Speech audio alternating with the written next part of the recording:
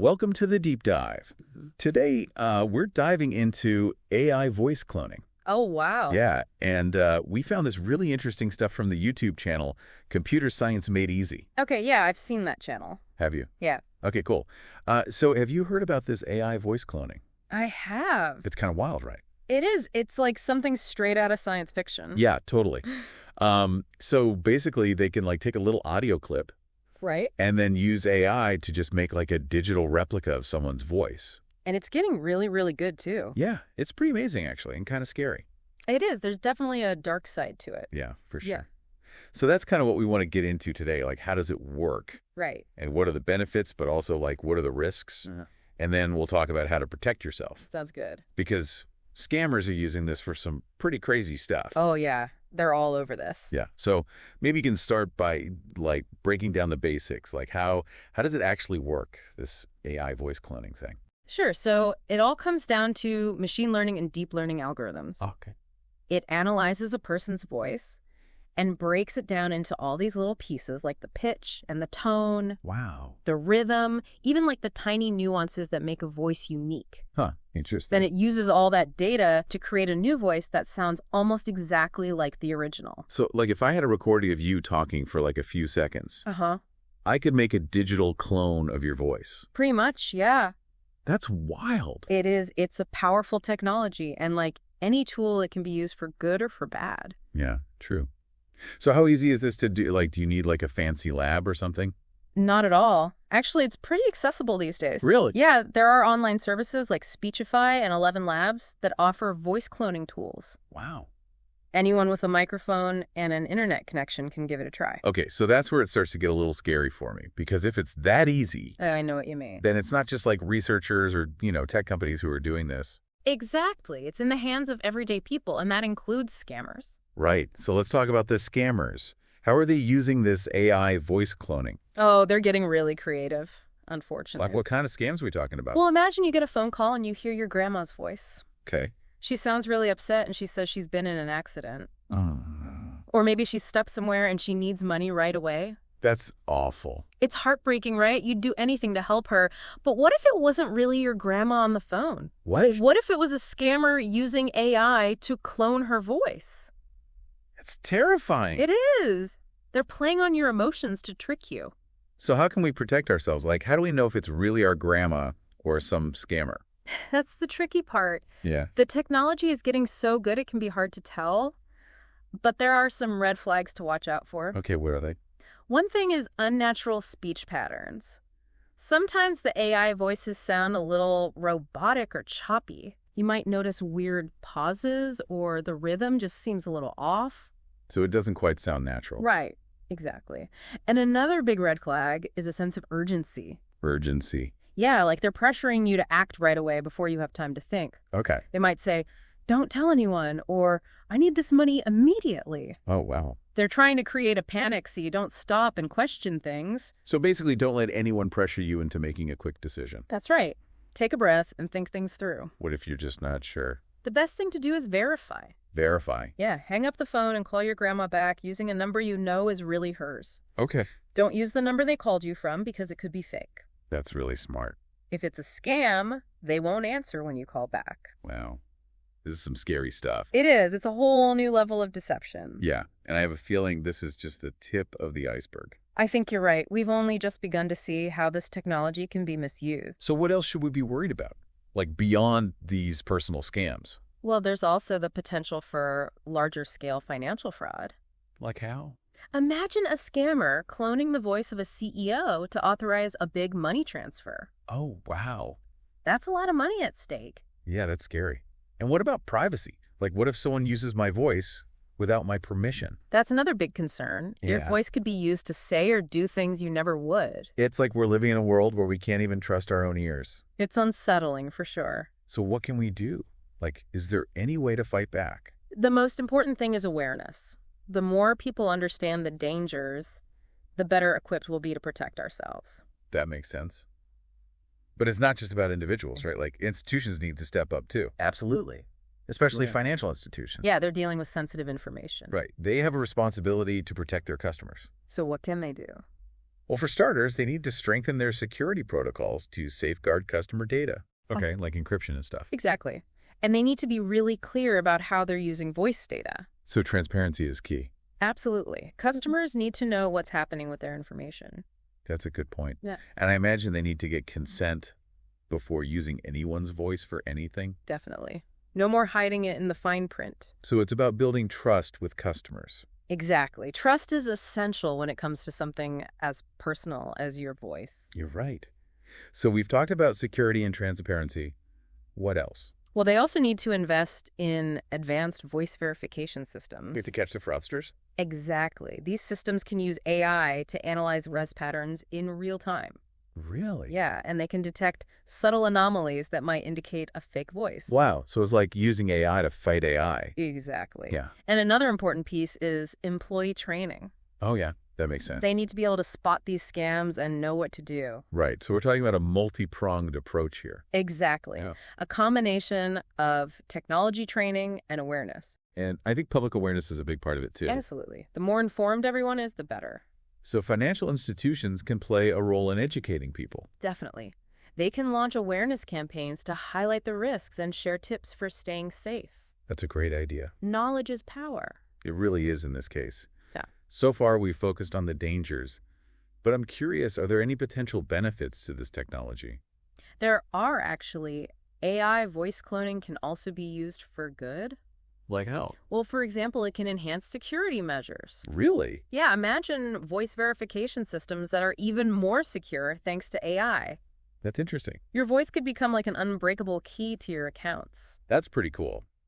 But we still need to be careful about those ethical and privacy concerns, right? Absolutely. Those concerns are always going to be there. We need to make sure this technology is used responsibly. So it's about finding that balance between innovation and protection. Exactly. We need to be smart about how we use this technology. This has been a really insightful conversation so far. I'm glad you're finding it helpful. Yeah, it's definitely eye-opening.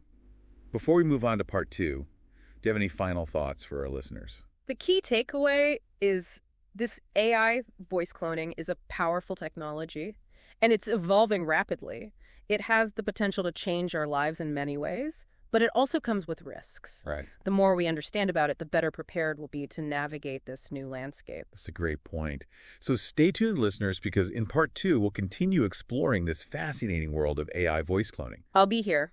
We'll delve deeper into its implications and what the future holds. But before we go, we want to hear from you. Yes? Have you ever encountered an AI voice cloning scam? Or maybe you have other thoughts about this technology. Share your experiences and insights in the comments below. We love hearing from you. We'll be back soon with part 2. You are listening to this podcast from the channel Computer Science Made Easy, with insights into computer science, programming, AI. We discuss here the questions or topics that you, our channel followers, send us. It's pretty amazing to think about how this tech could change how we interact with computers and machines. Yeah, like voice assistants have already come a long way. Right, like Siri and Alexa. But AI voice cloning takes it to a whole new level. It really does. Like, Yeah. imagine talking to your computer or your phone, and it sounds exactly like you. Or like someone you know. Yeah, exactly. Like a friend or a family member. That's crazy. And I bet it could be really helpful for accessibility, too. Absolutely. People with disabilities could use technology in a much more natural way. Yeah, that's a really good point. And what about education? Oh, yeah. Tons of potential there. Like students could have virtual tutors who sound like their favorite teachers. Right. It can make learning so much more engaging. That's really cool. Yeah. Okay, so we've talked about the risks and the benefits, but what about the ethical implications? Yeah, that's a big one. Like this technology raises some serious questions about consent and authenticity. It does. Like, what does it even mean to be real anymore when you can create such convincing fakes? Right. It's like we're blurring the lines between reality and simulation. Exactly. And that can lead to all sorts of problems like manipulation and deception. So we need some clear ethical guidelines for using this technology. We absolutely do. Like, for starters, people need to have control over their own voices. Meaning they should have the right to decide how their voice is used. Right. And to prevent it from being used without their permission. That's a basic, right? It is. And we also need to think about the impact on authenticity and trust. Because if we can't tell real audio from fake audio, then how can we trust anything we hear? exactly. It's a recipe for chaos. It really is. So we need to find ways to address that. Like what kind of solutions are we talking about? Well, one approach is to develop technology that can detect AI-generated audio. So like a lie detector test for audio. Exactly, Yeah. something that can flag suspicious recordings. That's pretty cool. What else? Blockchain technology could be helpful too. Blockchain. Yeah, it can help track the origin of audio and verify its authenticity. Oh, that's interesting. So we've got technology, but we also need education, right? Absolutely. We need to teach people how to spot deepfakes and think critically about what they hear. So media literacy is key. It really is. The more people know about AI voice cloning and its limitations, The less likely they are to be fooled. exactly. Yeah. It's all about empowering people with knowledge. That's a great point. Yeah. What about the role of governments and regulations? Oh, they definitely have a part to play, too. Like what should they be doing? They need to establish clear legal frameworks for using this technology. To protect people's privacy and prevent misuse. Exactly. It's about finding that balance between innovation and responsibility. It's a tough balance It is. But it's one we need to figure out. because this technology is not going away. Right. It's only going to become more sophisticated and more widespread. So we need to be prepared. We do. We need to have these conversations now and figure out how to use this technology ethically and responsibly. Well said. This has been another thought-provoking conversation. I'm glad you think so. Before we wrap up this part of our deep dive, Uh-huh. I want to remind our listeners that we want to hear from you. Yes, please share your thoughts. Have you ever encountered an AI-generated voice? What are your concerns about this technology? Let us know in the comments below. We're really interested to hear your perspectives. And be sure to join us for part 3, where we'll explore the future of AI voice cloning. It's going to be fascinating. Until then, keep those brains buzzing. You are listening to this podcast from the channel Computer Science Made Easy, with insights into computer science, programming, AI. We discuss here the questions or topics that you, our channel followers, send us. All right, so we're back, and now I kind of want to shift gears a bit. Okay. Like, we've talked about the risks, the scams, the ethics, Right. but what about the cool stuff? It's the fun stuff. Yeah. Like, how can this tech be used for good?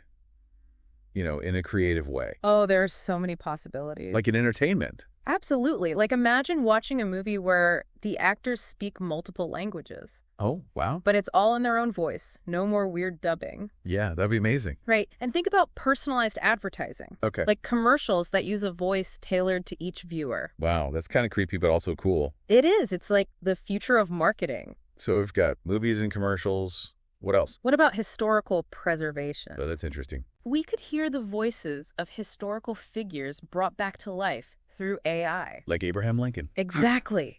It would be incredible to hear those voices again. That would be amazing. Yeah. All right, but even with all this cool stuff, we still need to be careful, right? Absolutely. We can't just ignore the potential downsides. Like, what are some of the challenges we need to think about? Well, one big one is deepfakes. Right, those fake videos and audio recorders. Exactly. Yeah. And as AI voices get more realistic, it's going to be harder to tell what's real. That's scary. It is because people could use deepfakes to spread misinformation. Or damage someone's reputation. Exactly. So we need to develop ways to detect these fakes. Like some kind of technology. Yes. And also legal frameworks to punish those who create and spread them. It's like a constant battle to stay ahead of the bad guys. It is, but it's a battle we need to fight. What else? Another challenge is making sure everyone has access to this technology. So it doesn't just benefit the wealthy and powerful. Right. We need to make sure AI voice cloning is used to create a more equitable world. That's a really important point. Yeah, And I think education is key here, definitely. We need to teach people about this technology. so they can understand its potential and its risks. Exactly. And make informed decisions about how it's used. I think that's a great place to wrap things up. Yeah, I think so too. This has been a really fascinating deep dive into the world of AI voice cloning. It really has. We've covered a lot of ground, From the technical stuff to the ethical implications. and everything in between, It's a complex topic, but it's one that we all need to be aware of. because this technology is going to have a huge impact on our lives. It already is. So what do you think, listeners? What are your thoughts on AI voice cloning? Are you excited about its potential? Or worried about its risks? Share your thoughts and ideas in the comments below. We'd love to hear from you. And that's it for this episode of The Deep Dive. Thanks for listening, everyone. Until next time, stay curious.